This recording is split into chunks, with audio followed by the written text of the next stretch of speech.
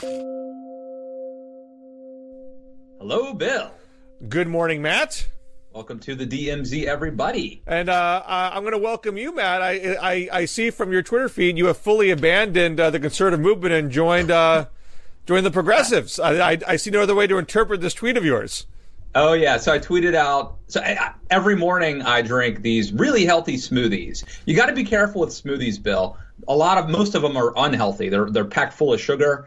But the kind I drink are it's like kale, berries, one banana, and then there's like whey and different, I don't know. And raw organic meal.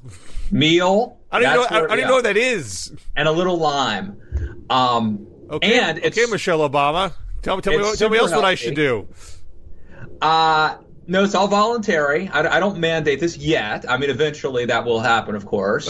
But for now, it's just if you want to join me, you're welcome to. I have to say, Bill, I was really happy about this because this is the first time, maybe in a long time, that I've put out a tweet that was not political and nasty, that got a certain amount of buzz. People like this tweet of me. It's a video of the blender making this Matkin smoothie. Well, they're excited that you've changed teams. You can't be a member of the conservative movement in good standing eating a kale raw organic meal whey protein smoothie. It's not allowed.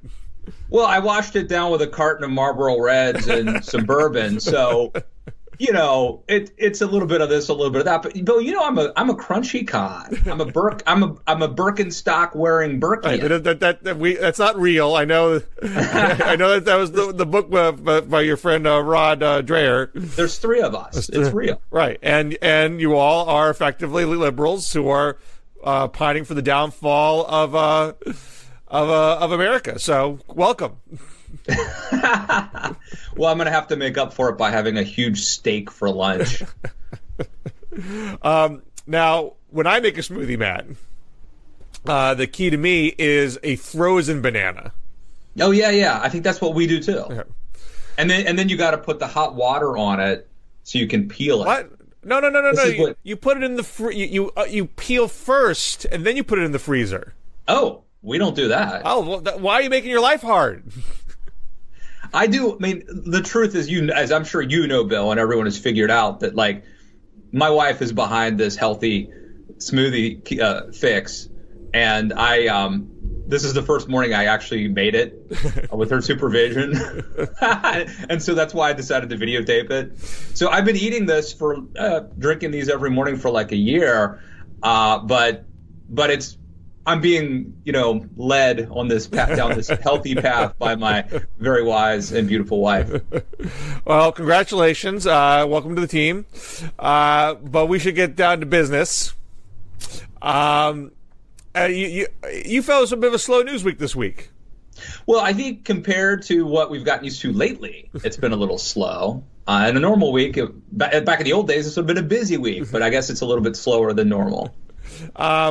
So one thing that is stirring a lot of attention is the draft resolution on the House Democratic side to condemn anti-Semitism, which was the impetus of that being comments made by Congressman Ilhan Omar, the most recent one suggesting that people who support Israel have an allegiance to a foreign country, which some have argued that is a reference to dual loyalty, which is inherently anti-Semitic. And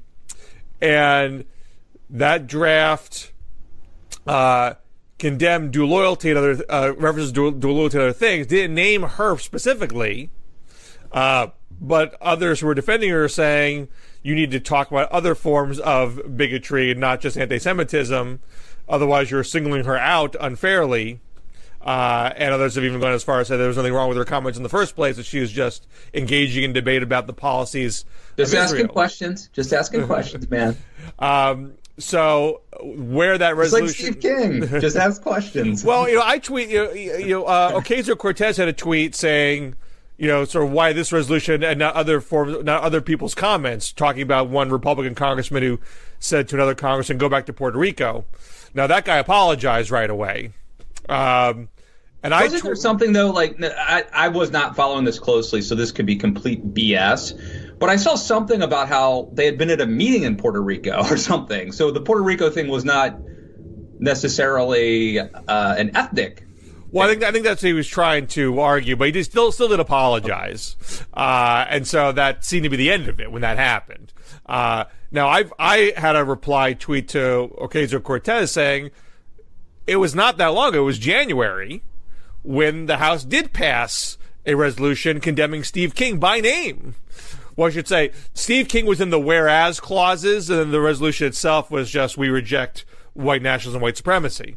And the draft resolution was essentially tracking that format. A lot of whereases ending with we resolve to reject anti-Semitism and a few other words around that. And so some people respond to me, well, where was Congress for the last 10 years? All these other things that Republicans have said. Republican House leaders weren't doing these resolutions. It's the Democratic House that has started this process. And so Democrats had a resolution. I mean, it wasn't a bipartisan resolution, although the vote was nearly unanimous. But the sponsorship of the resolution was Democratic because they feel that there's an imperative to publicly condemn these sorts of things. But didn't McCarthy take King off of a committee, or was that just a threat? Yes. No. I think King is stripped of his committees. Okay. That's separate from the resolution. That's not nothing, and I believe that was a Republican decision. I don't think Pelosi ordered that. No, I mean that would have been because that was when McCarthy. I mean he is in charge of. Was this when Republicans had control? I think it was, right? No. This is this year. Oh, is it? Okay. This is after Democrats took over. So credit to McCarthy for doing that, but let's be serious. There's a whole lot of statements that have been made, including by the president, that have not resulted in that kind of public condemnation when Republicans controlled the House. So I don't think the argument is, how dare Pelosi single Omar out? I mean, the point is, I think she's trying to set a standard where this is done on a consistent basis, and now there's a And you made a. I just want to say you make a really interesting point about Trump, because Trump says horrible things all the time,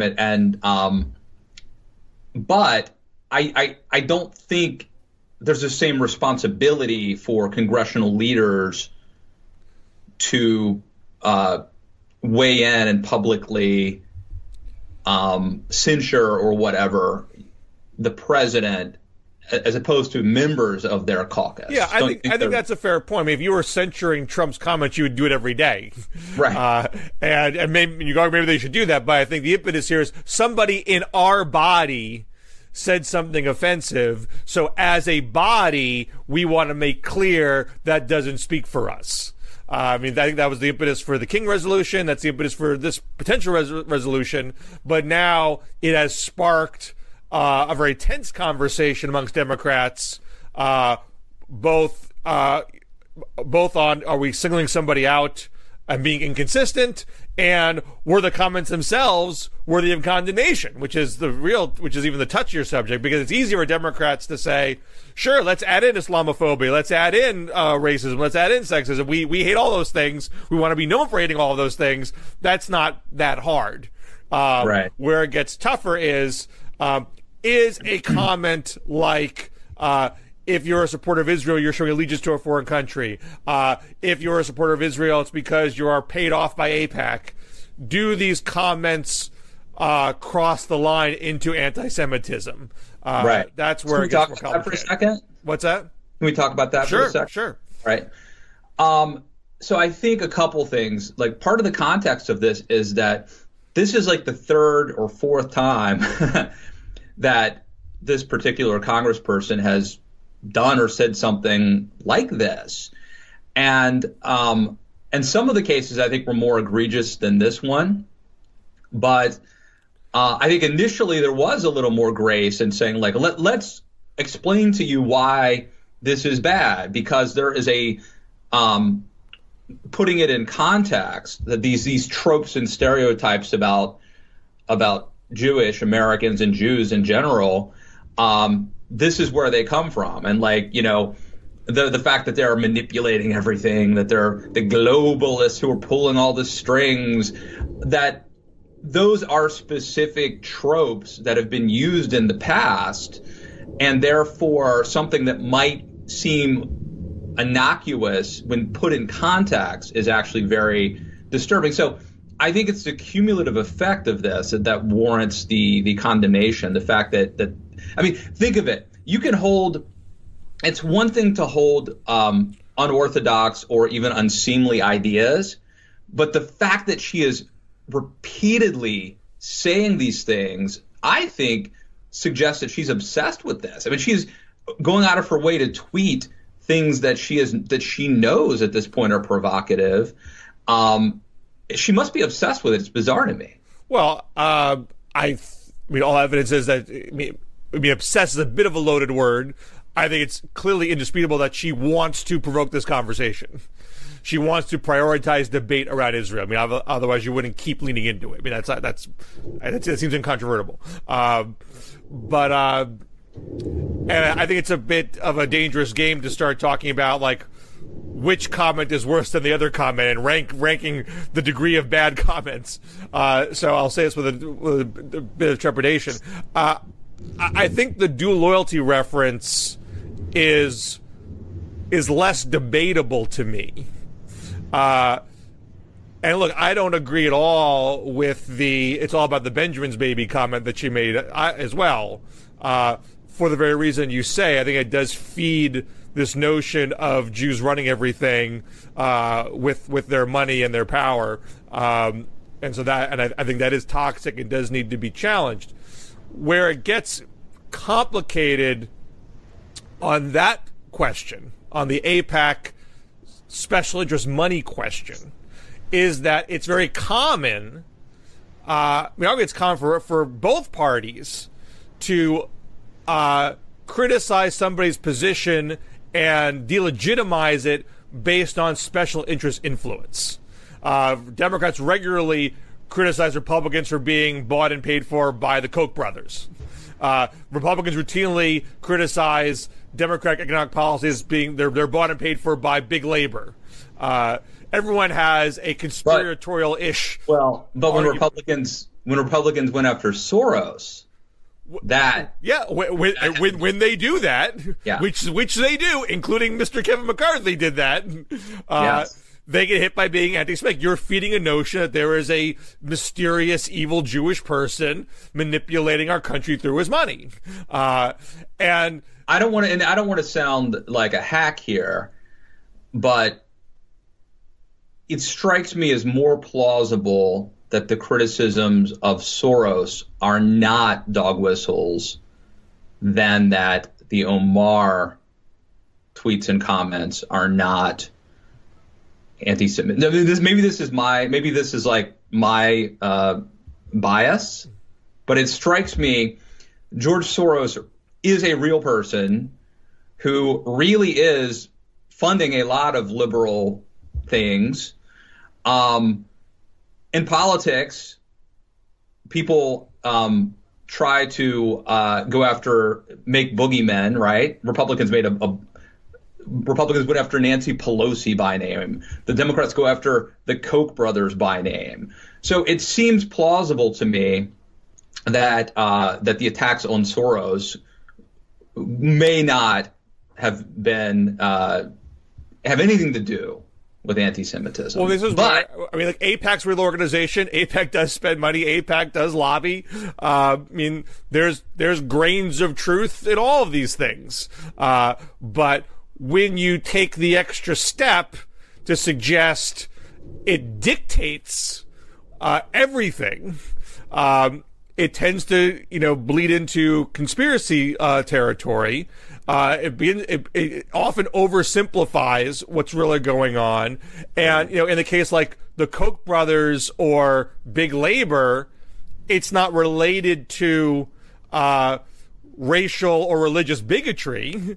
It doesn't necessarily feed into a situation where someone's going to literally get shot, which does happen. Which happened with the temple in Pittsburgh. But when you get into situations where these issues are intertwined with issues of bigotry, you're playing with fire.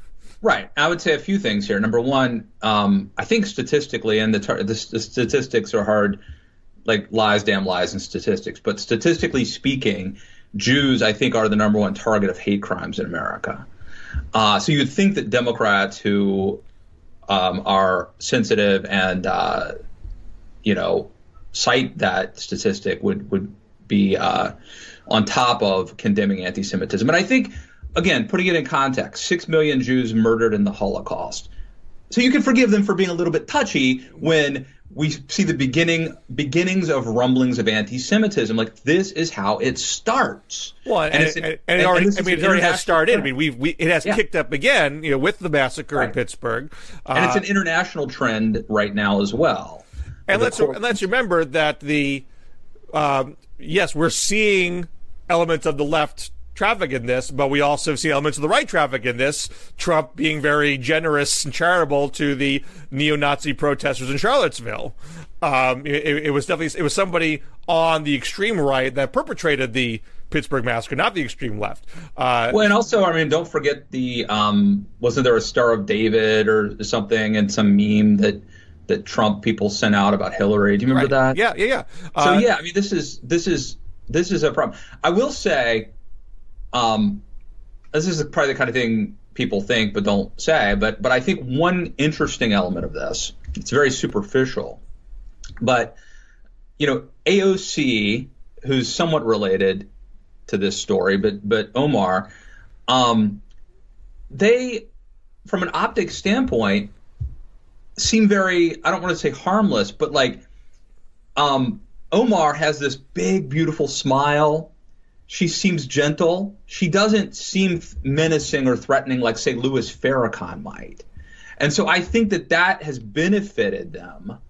And I think that's part of the reason that may explain it's really not rational, right? Someone seems likable, someone seems nice.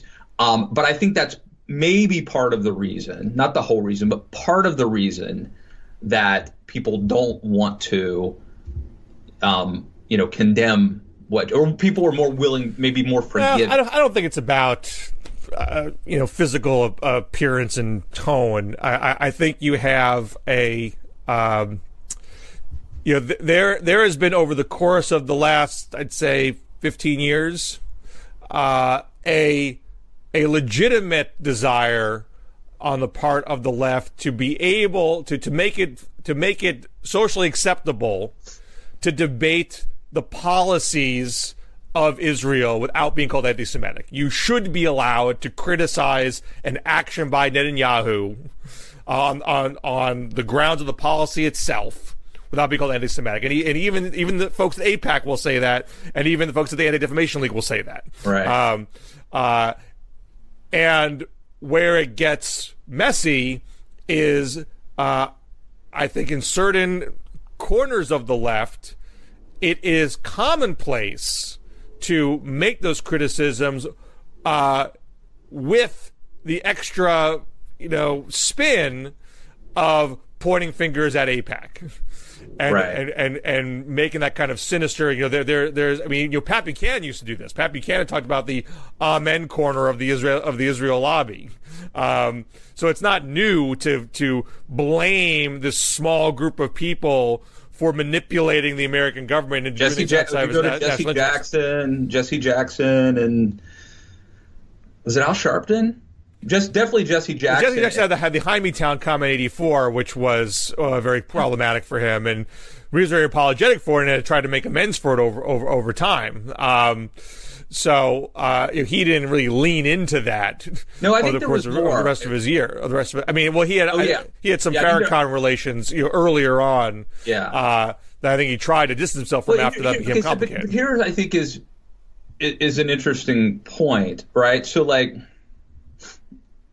for better or worse, we have decided that certain groups of people have a moral high ground, right? And if I were to go and decide that, like, Black Lives Matter, for whatever reason, I have a problem with, and I were to make that a big cause, fair or not, some people would call me a racist for doing that, right? And if I were to start going after feminists over the abortion issue or whatever, I would probably be labeled by the left, fair or not, like a misogynist or somehow bigoted, right? And that may or may not be fair. Why is it that Jews don't get to do that? Why is it that for some reason when the left will rally to the defense of other oppressed classes of people, but the one class of people who were, there was a genocide against, they don't get to play. They don't get to do that. They don't get to put. That strikes me as a little bit inconsistent on the left. Well, again, I don't think the left is uniform on this question. There are plenty of leftists who do equate all those forms of bigotry, but because there are parts of the left that, I think one of the reasons why I think anti-Semitism has this long shelf life, let me put it this way. I mean, all these forms of bigotry go back many, many decades and centuries. A lot of bigotry stems from a notion that a group of people is beneath you, is less intelligent than you, less moral than you, so on and so forth. And and also when you see Farrakhan's use of the like termites, it's the dehumanizing. Well, I think all forms of bigotry are dehumanizing, but anti-Semitism is somewhat different in that it's bigotry towards a perceived elite, someone who has more power than you, who is making your life worse, as opposed to somebody beneath you making your life worse. And some forms of bigotry bring the two together, that the evil Jews are conspiring with the evil blacks to ruin the life of you pristine white people. So I haven't heard that one, but I have no doubt that it exists. Oh, sure. Oh, there's definitely stuff like that. I mean, a lot of it, the Soros stuff tends to tie those kinds of threads together. So for folks on the left who are focused on combating oppression, Israel oppressing Palestinians fits in that framework. You want to combat that. You want to end it. And if you're coming up in a part of society and culture that isn't accustomed to being sensitive about anti-Semitic tropes, it's very easy to make accusations about AIPAC being overly influential, to talk about dual loyalty. I mean, I thought, Omar made a tweet complaining that she was being called anti-American, while she's accusing somebody else of having allegiance to a foreign country. I mean, I thought, I can't read her mind, but my assumption from afar was that was sort of a genuine cluelessness, that she didn't see the connection to that. And this is where, I see some folks on the right saying all this stuff on the left where they treat anti-Semitism differently than other forms of bigotry. They'll say, well, this shows that intersectionality is bunk. That this is a hoax, this is a fraud, because it doesn't seem to apply to Jews. And in my opinion, this shows the importance of intersectionality. The whole point of it is that you are bringing all these different groups together, so you learn from each other. You become more sensitive to things that you weren't organically, naturally sensitive to, and so you end up being stronger together. When you do exempt a group, then it doesn't work. Right. The idea is that hopefully a Democratic Party in the House, which is far more diverse than the Republican caucus, and they're having these tensions and frictions right now because of it, if they can successfully work through them, they will end up stronger. They can't, because these things are mutually exclusive. I mean, look, this is one of the issues that the left is going to have to face, is that these groups are not okay. So right now we're seeing this thing where you have trans athletes, for example, winning female athletic competition. Maria Navratilova spoke out against this. There's going to be a clash at some point, and we're going to have to decide who is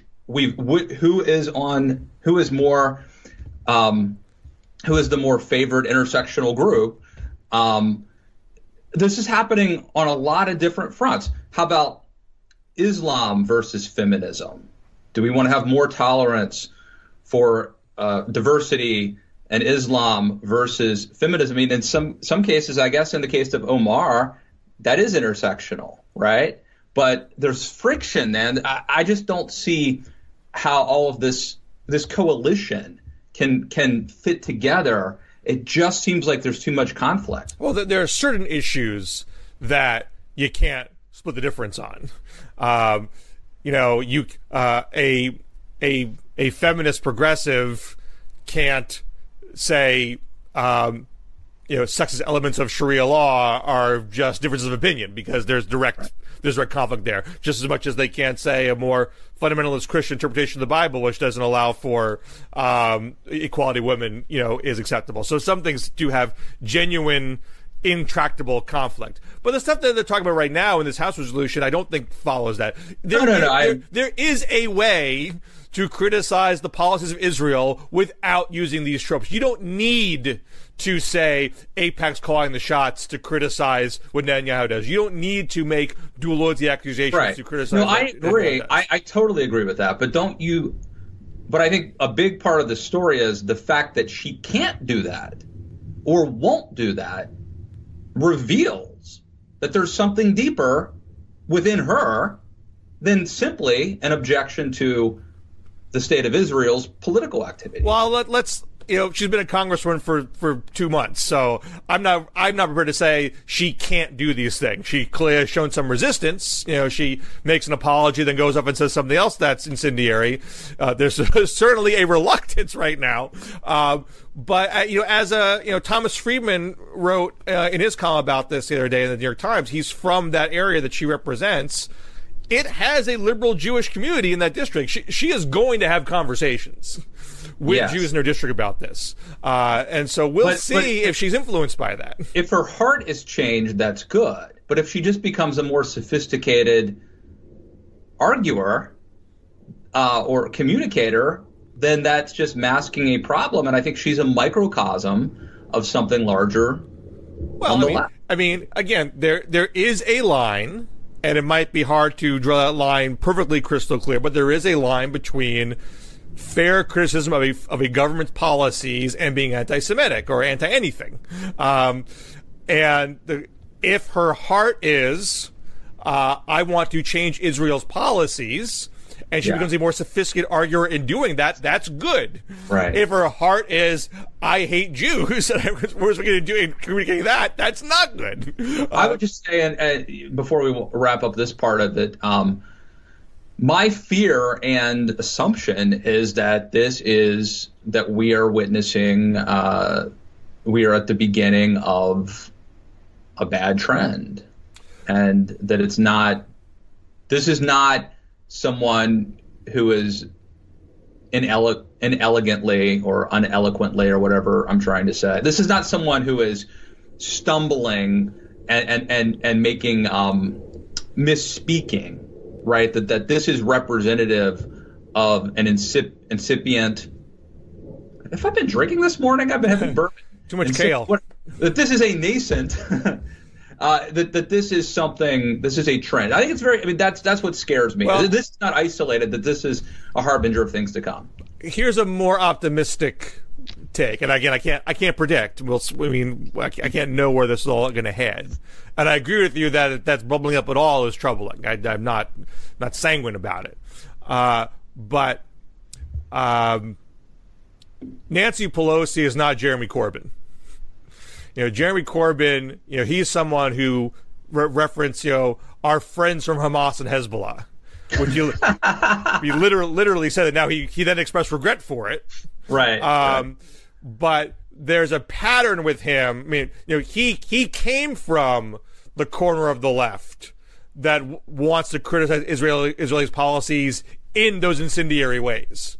And so he's he has been trying to insist, well, I'm against anti-Semitism too, and we are patrolling it and making clear that that's not what labor supports. There have been several instances where folks get up to that line or cross it, and he doesn't come down hard on them, and that's why you have 8 members of labor that flat out quit the party. I mean, that's a true breakdown in your coalition. So Nancy Pelosi speaks at AIPAC events. Right. So she also speaks at J Street events. Just she's not a Likudnik, but she has long expressed strong support for Israel. While also being critical of Netanyahu at times. She was not happy with Netanyahu's posture towards the Iran deal. Now, Bernie Sanders came out in support for Omar yesterday, as to a little bit lesser extent, Kamala Harris. Kamala Harris speaks at AIPAC events and The Intercept, published, or it was Huffington Post, I'm sorry, published, private transcripts of her comments to AIPAC where she's very explicit about her support for Israel. Bernie has had pro-Israel comments before in his background, although he tends to kind of meander on these subjects, which to my mind suggests a lack of interest in the subject relative to his favorite subjects of economic populism. So he walks a fine line on that, and you might look at him and say, well, he's backing Omar here. That suggests he's tipping over in that way. But even with him, he's not being cut from the same cloth as Corbyn. He's not hardcore about it the way that Corbyn is, and why Corbyn shows a hesitancy here. So I don't think you have in the party leadership a desire to be permissive. I tell you one of the things that bothers me about this is I just feel like we've forgotten or we're forgetting the lessons of the past, right? And so whether it's socialism or nationalism or anti-Semitism, or for that matter, isolationism versus internationalism, all these isms that we learned, in the 1930s and 1940s and 1950s, we're now back to, it's cyclical, I guess. And I think people have forgotten how bad socialism is. Things that you used to, if you had got anywhere close to this anti-Semitism stuff, you would have been, the brushback would have been so bad, and now you get away with it. It feels to me like a lot of the lessons we learned around the 1940s. Well, this is also true on the right in terms Sure. of racism towards immigrants and African Americans, as well as Jews. Like, plenty of things have been permitted on that side of the fence, and now you can see more open talk about these sorts of things. Wait, and I agree with you. I think a lot of stuff that a lot of Trump's, think of some of Trump's slogans. America First is a prime example of something that no one remembers. What that meant, but has Nazi origins, has Nazi sympathetic origins. There you go. Now, you mentioned socialism in there, which I think the socialism question I would keep separate from the discussions of rising anti-Semitism. And Matt knows that I have a piece in the queue of Politico. It's not published yet, so I still have to get edits back to it. I explore the question. We have seen in the past month that it is the strong desire of Trump and the Republicans to run against socialism. They've made socialism front and center at the CPAC conference. Did you go, by the way? No, I never set foot in there, man. I watched it on live stream. Okay. I will not meet you at CPAC. But, they talked about it plenty. Kevin McCarthy himself said explicitly at CPAC, we want to make this election not about Republican versus Democrat, but about free market versus socialism. And they often point to Venezuela as Exhibit A. This is the road that Democrats are going to lead you down to ruin. And there was some commentary from the left to suggest, so what? They've been running against socialism forever. Socialism has only gotten more popular. It didn't work against Obama. Bernie is a front runner today, so he should shrug it off. Just do what he does. I mean, he should have had socialism, of course, but he already does that, and that's why he's so popular. And one of the writers at the New Yorker forgive me, his name's escaping me, made an interesting point that Republicans tried to run against Obama as a far left radical and lost 2 times. And when Trump ran against Hillary as a member of the elite and too tied to corporations, then he won. So the suggestion being to go against socialism is to repeat the mistakes of the past. So I would argue that it's not that simple. You have the most recent poll from NBC Wall Street Journal, which asks explicitly, do you have a favorable impression of socialism? It's only 18% that have a favorable impression of socialism. When you ask, would you be comfortable with a president who's a socialist, it's only 25%. Now, Bernie performs better than that in trial lead polls. He beats Trump in trial lead polls, so you could counter with that if you choose. But it raises the question, if he becomes even more identify with socialism, because Trump is going to do the Pocahontas treatment on him with using socialism instead of Pocahontas, will those numbers go down? I think you have to be worried about that. Right. And Trump, his attack on socialism at CPAC was, socialism is not about the environment. It's not about justice. It's not about virtue. It's about power for the ruling class. He is maintaining a populist posture in his attack on socialism, with Smart. Venezuela as a fair example of that. Yeah, that's smart. See, this is where Trump is better than this.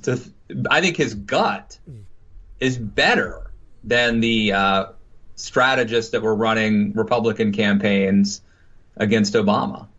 So if I'm Bernie, I would not look at that and say, oh, I'm just going to do my same old spiel. Oh, it's about Denmark and Sweden, and they called Medicare socialist, and they called Social Security socialist. It's all good. I would not have confidence that is enough to sustain the propaganda carpet bomb campaign that's going to come from Trump. I mean, if there's one thing Trump is good at, it is going scorched earth without any restraint. Well, I don't even think it's propaganda. I just think that Trump is being very smart about the way to attack socialism. So and he's, this is, again, I mean, to belabor the point, but I think a lot of times conservatives and Republican candidates have tried to win the argument more than winning the election. And so they might try to prove through an intellectual debate and discussion that socialism is not the best form, that capitalism has actually lifted more people out of poverty than any other system. And all those things are true. Just people don't care that much. And I think that Trump is actually, I wouldn't call it propaganda. I just think he is more attuned to which message about socialism and the way to frame it. Well, I mean, but I would. I mean, one man's propaganda is another man's PR. It'd be unfair on the merits to say, well, I mean, it certainly is a stretch to argue that Bernie's platform, as it is written, is going to lead us to Venezuela. Because there's nothing in what he is offering that is akin to what actually happened under Maduro's watch or Chavez's watch. You know, free childcare. You know, it might cause you to raise your taxes, but that's Denmark. You know, Denmark is, you're in the middle class, you pay a 60% tax increase, and with that money, we'll pay for various services. So to say, well, that automatically means Venezuela, that's arguably unfair. However, because Bernie at times muddies his argument, so when you ask him about Venezuela, he's going to say, well, I'm not looking at, when I say socialist, I don't mean Venezuela and Cuba, I mean Denmark and Sweden. That's a standard line. But when you bring up his comments about Fidel Castro from 1985, when he talks about Castro educating their kids and providing them health care and transforming their society, he doesn't disown it. This came up in the 2016 primary campaign. He'll say, well, you know, I wish Cuba was more democratic, but They did make progress on healthcare, and they did make progress in education. So you look at Venezuela, for example, he's critical of Maduro. He's never said nice things about him as a person. He criticized Maduro for his crackdown on civil society. He has supported bringing humanitarian aid into Venezuela now. But is Maduro a dictator, he hedges. He doesn't go that far. Yeah. So there are points where he raises the question, how serious are you in criticizing and opposing these folks, which gives Trump the opening to say, who cares what Bernie's actually telling you about his platform?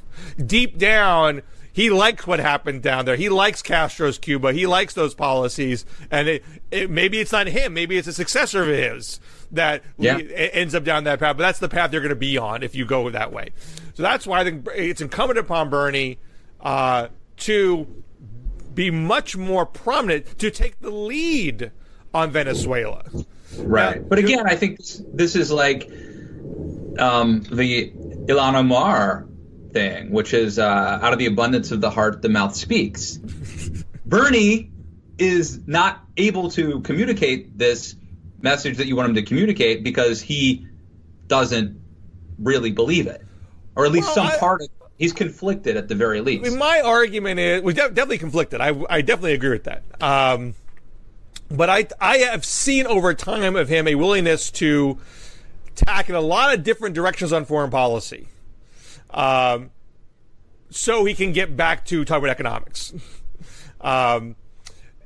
And now Latin American socialism is complicated because it's both foreign policy and economics. But I do think if you could convince him, you know what, you really need to throw Venezuela under the bus to make sure you stay focused on your platform, I think he has the capability of doing that. He may have a hesitancy to do it because there are plenty of people on the left who have strong affinity for Venezuela and Cuban socialism and feel like it's the corporatists who are undermining Maduro and we shouldn't be playing a part of it. You don't want to abet military intervention in Venezuela. You don't want to abet. You don't want to recognize Guidaro. Am I pronouncing his last name right? You don't want to recognize his government because that's just recognizing the oligarchs of Venezuela. So he may have. I think is it Guaido? Oh, it's Guaido. I think so. So no, I'm not a scientist, man. But so let me say this. This today's conversation I think is interesting because the segues are so good, just by happenstance. You love a good segue. And they're related. Well, they're related, and I think so. Going back to the Omar angle, I mean, I agree with you, Bill. I think that Bernie would benefit politically from put my political strategist hat on. He should take your advice. He should do exactly what you're telling him to do. Now, but the conservative in me, the American in me, taking off my political consultant hat and putting on just my civilian hat, it's not reassuring to me that Bernie figures out how to communicate this message better in a political way so that he can get elected, unless he has a sincere change of heart and a conversion. And he's not converted away from democratic socialism. I mean, that is who he is. And so therein lies the problem. Now the segue to the last thing that we're going to talk about, not to say we can't revisit Bernie and Omar, but is Joe Biden. And I think there's a connection here too. Which is, this is a guy who, in my opinion, is wavering. I believe that there's an opening for someone to have a Sister Souljah moment, because as Bill Clinton said, it's better to be strong and wrong than right and weak. So when Bernie is unable to communicate a clear stance on anything, it's not only a sign about confused public policy positions, but it's a lack of leadership. And I think with Biden, look, if you are the most woke progressive in America, you are going to have problems with Joe Biden no matter what he does. So he can either face that head on, and I would say, look, don't try to exacerbate new problems, but also do not back away from who you are. Own it, double down. And of course, I'm talking about this story today about Joe Biden. And that's the New York Times story suggesting that he's very close to announcing that his timeline is April. They're scouting out headquarters already and fishing for staff. Let me make one more Bernie to Biden segue. Sure. Going back to Venezuela. There's been some talk that Bernie stepped up his foreign policy game. He gave a foreign policy speech at Georgetown a few months ago. Jamel Bouie, who writes for the New York Times now, praised the speech, said, Bernie has a real vision for foreign policy in a way they didn't have 4 years ago. So when Biden gets in, which it looks like he will, that changes the game on a lot of fronts. And one of them is foreign policy, because his foreign policy resume is so deep, and it will be a very clear contrast between him and the rest of the field. Now, resumes are not everything in foreign policy. Obama had a shorter resume than others, but he still managed to win the foreign policy argument. It was important that he did win that argument to win the nomination. I thought Bernie lost that argument with Hillary in 2016. So it's right for Bernie to try to fix that problem. So, and in that speech, which Bouie praised, and he highlighted this point, he frames the foreign policy debate as between the path of authoritarianism and oligarchy and kleptocracy versus, equality, justice, and so forth. So here's the chance. So if he's got this great foreign policy vision, he should use it. He should apply it to real-time foreign policy crises and be able to say, when I talk about authoritarianism and oligarchy and kleptocracy, that's Venezuela. That is what we're fighting against. I mean, in his speech, he looks at Brazil, because there's a new right-wing guy in Brazil. But he should be able to apply it to left-wing and right-wing governments when it is applicable, which it is in the case of Venezuela. And so here's his chance to say, look, I'm ready to play on foreign policy. I will go toe-to-toe with anybody in foreign policy. I've thought this through, and here's what I'm going to do about Venezuela that's different than what Trump is going to do, and maybe different from what Biden's going to do. I haven't heard Biden talk about Venezuela. Maybe he said things I'm unaware of. But to your point about Biden and Sister Souljah, Biden has, somewhat surprisingly in my view, been very pointed about bipartisanship in the run-up to this expected announcement.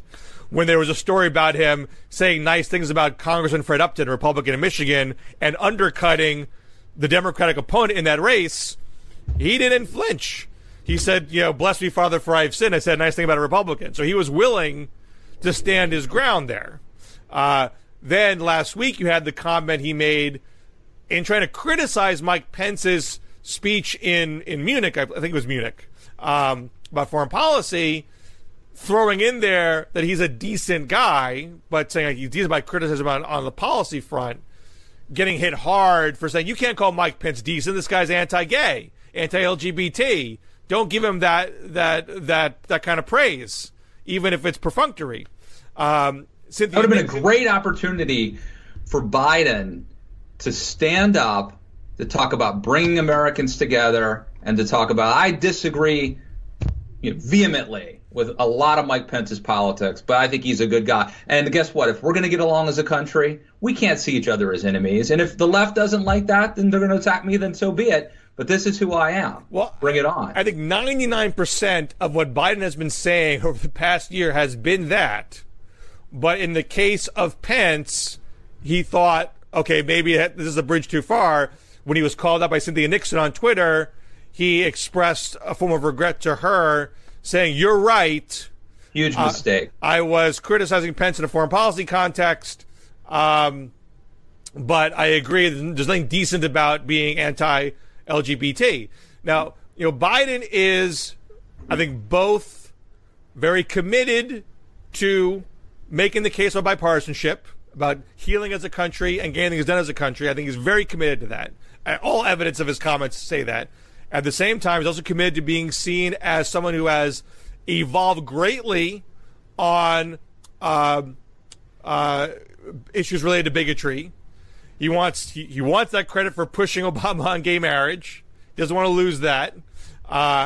And he wants to be a people pleaser. So, I mean being a people pleaser,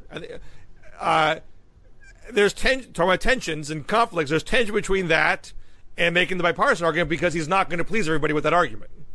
Yeah, look, I tell you what, I find this super fascinating, and I like put the political consultant hat on now, okay? Because this is not a moral thing. This is, I think there's nobody else out there who can say, I'm the guy who's post-partisan. I'm the guy who's going to bring people together. I'm the guy who's strong, who's going to take on my own people when they're too radical. And I'm the guy who's going to win Ohio, Pennsylvania, Wisconsin, Michigan, right? So and there's also the thing, and I don't think this is necessarily a good trend, but there's a reason why Donald Trump doesn't apologize, okay? And the reason is, well, partly Donald Trump is a bad person, but part of the reason why you don't apologize is that you can't make friends of your enemies by making enemies of your friends. If Biden says something nice about Mike Pence, and then Biden apologizes, two things have happened. The progressives who don't like Joe Biden still don't like Joe Biden. They're not going to change their mind and say, well, now I'm voting for Biden because he took back the nice thing he said about Pence. But what you're doing is you're alienating everybody. You're alienating the progressives who don't want you to say anything nice about Mike Pence, but you're also alienating everybody else who likes the fact that you're trying to be bipartisan, post-partisan, and a uniter. So it's really a lose-lose strategy.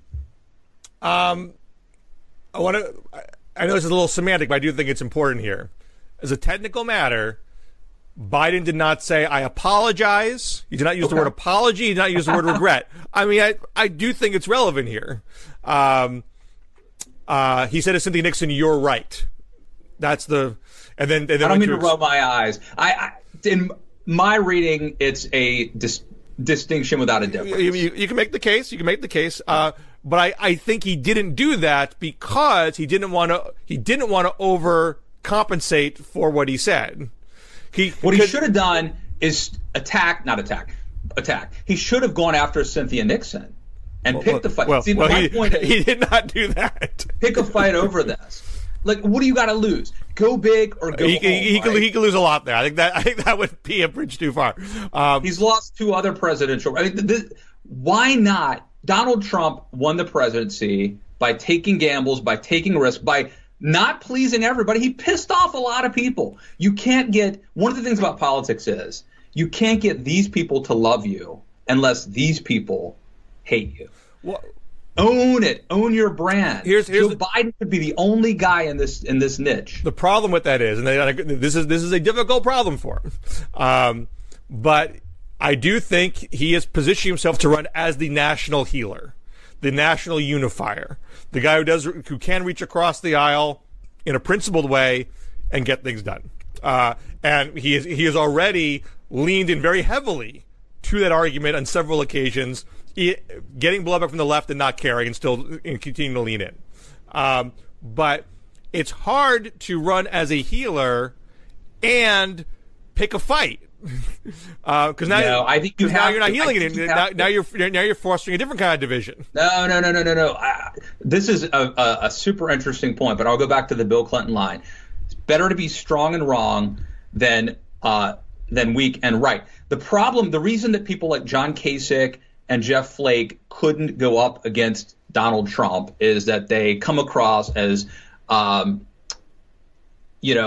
of cloying and weak and virtue signaling.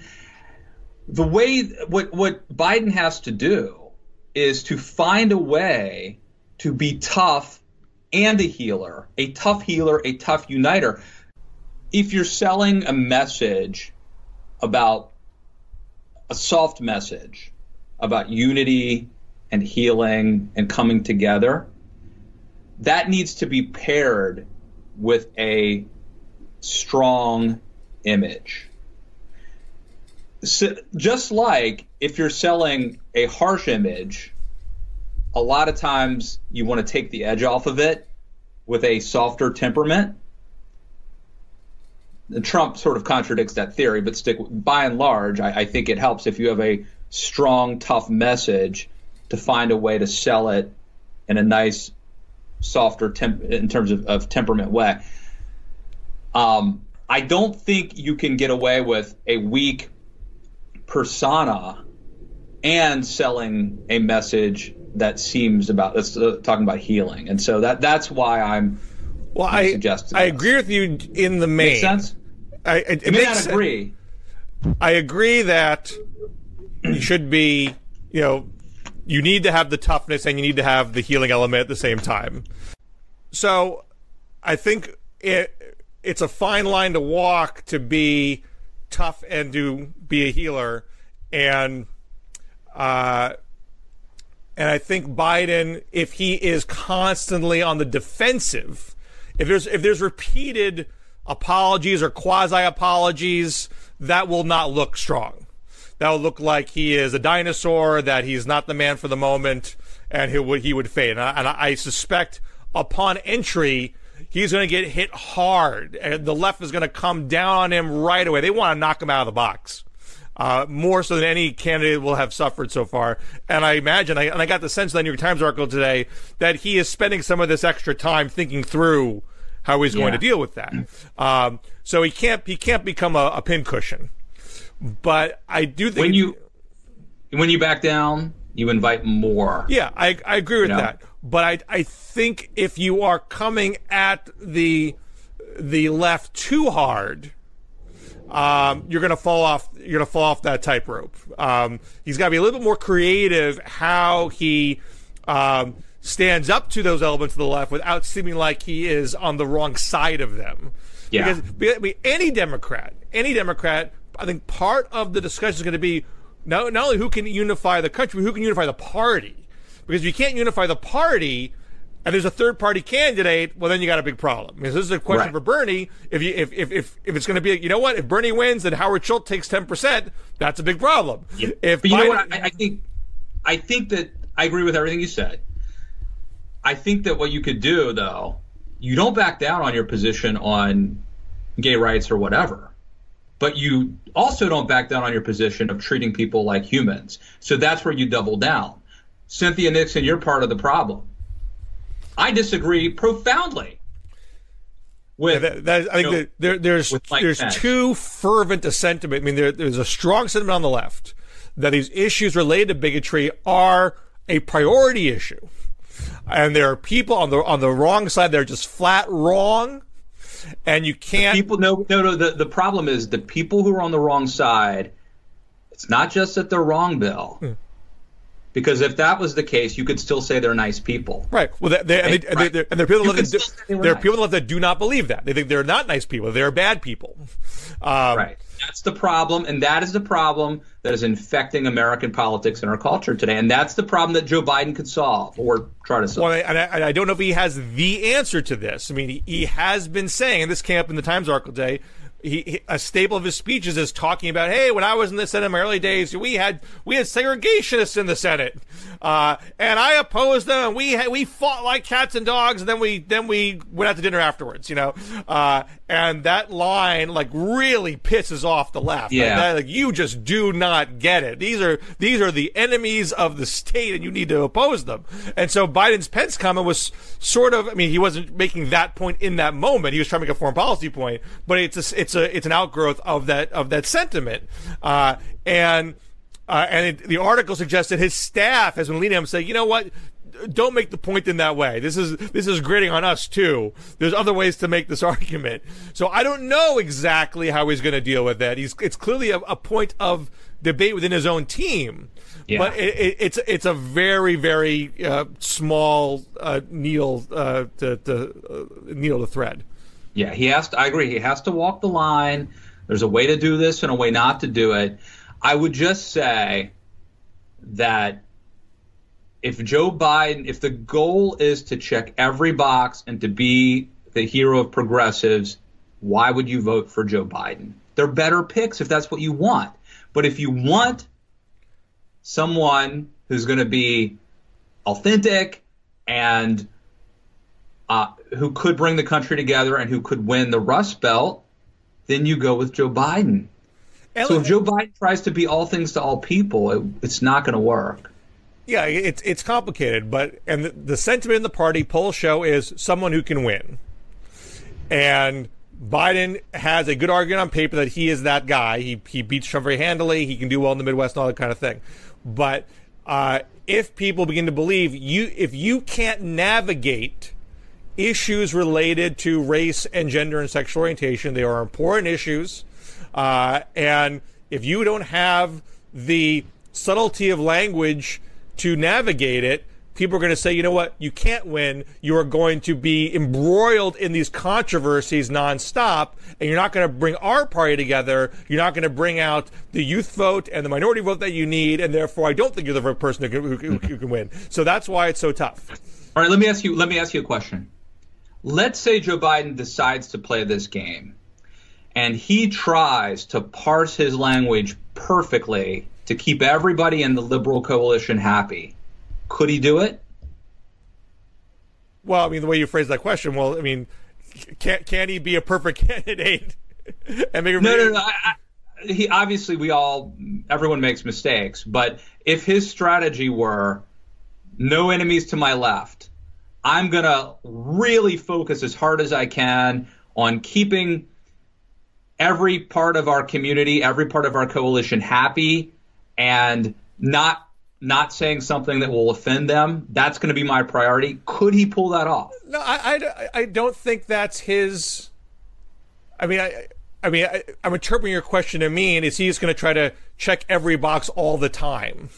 If he tried to, could he do it? No, I don't think he can. I don't think anybody can, quite frankly.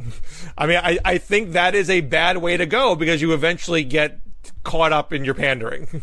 At some point, you have to. I like that. At some point, you have to say, "Look, kids, we have to make some. There's trade-offs. There's choices. There's ways to get things done and ways to just vent. And this is how we actually lead and get things done. And it's just a question of how exactly, where do you pick those spots? How exactly do you frame it? Can you do it in a way that's not talking to the base as if they're the enemy? Because you do need your base. So you can't kick them in the teeth. I think the appetite for a full-blown Sistah Souljah moment, might be dissipating because the base is pretty amped up.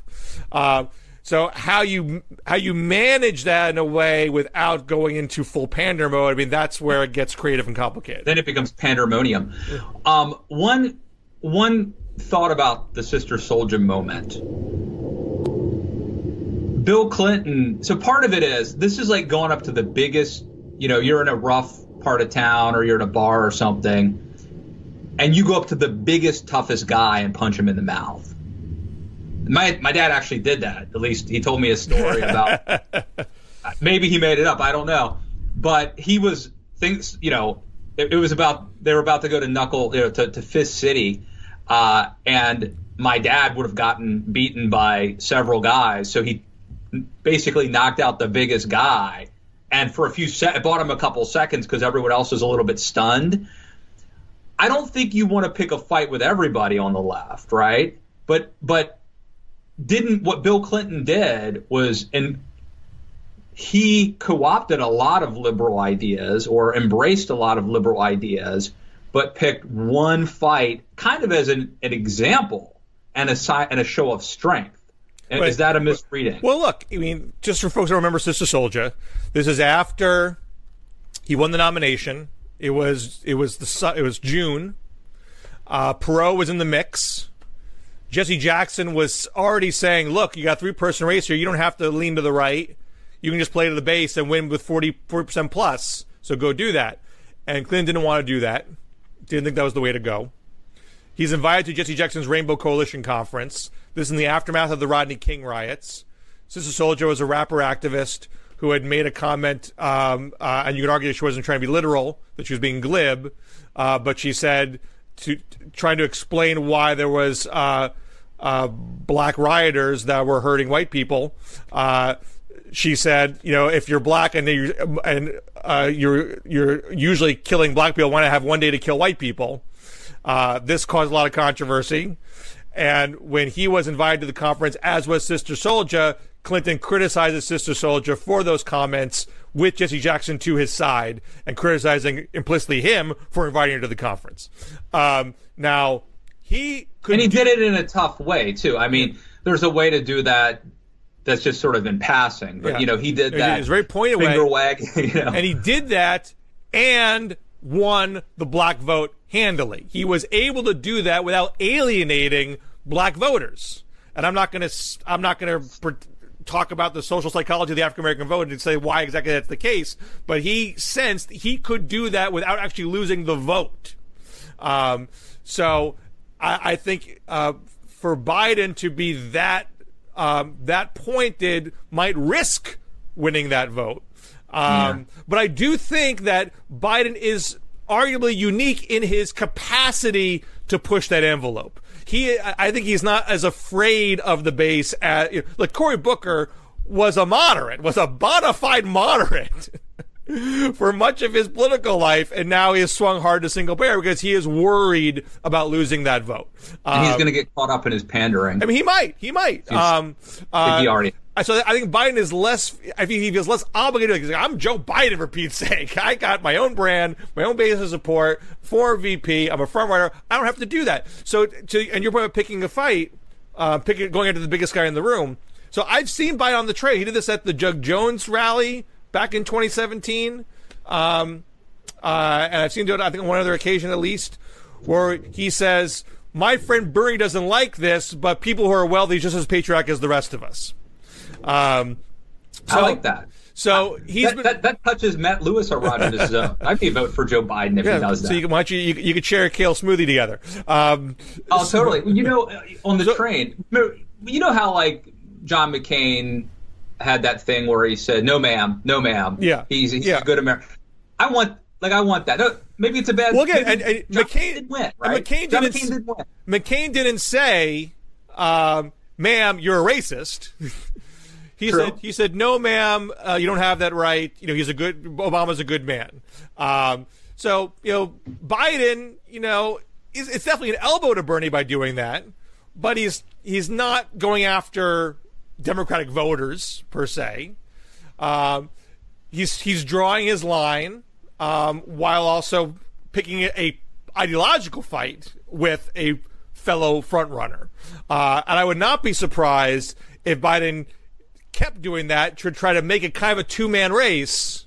That's interesting. Where he is drawing lines, he is standing his ground, but he's not trying to question the beliefs of the average base voter whose votes he will need, because he wants to give them to say, you know what, I don't agree with Biden and everything, but he's going to bring us together and he's going to win.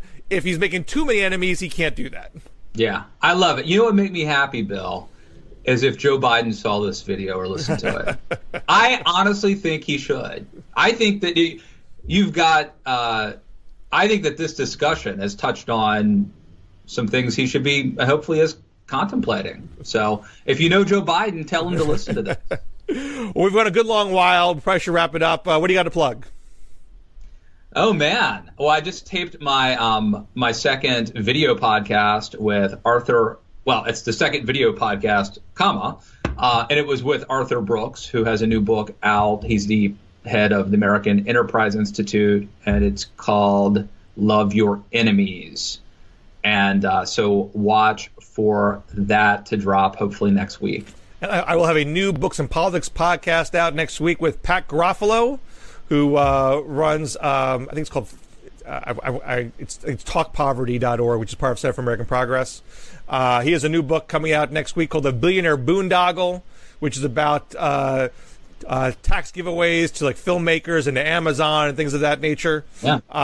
So we had a great conversation. That should be out sometime next week. And look for my Politico piece, assuming they're not going to kill it, about Bernie and how he deals with the socialism question. I also have a piece coming out, assuming it doesn't get killed, at the Daily Beast about the Club for Growth and the pivot that they have made to remain relevant in the post-Trump Trump era. And this is like a reported piece, and there are a couple of things that I think are very interesting that I'm going to reveal in this piece. So maybe I'm going to tell you about it after we hang up. I get the inside scoop. Sweet. You're going to get the inside scoop because it kind of is scoopy. But check that out at the Daily Beast. All right. Till next week. See you guys. Thanks, Bill.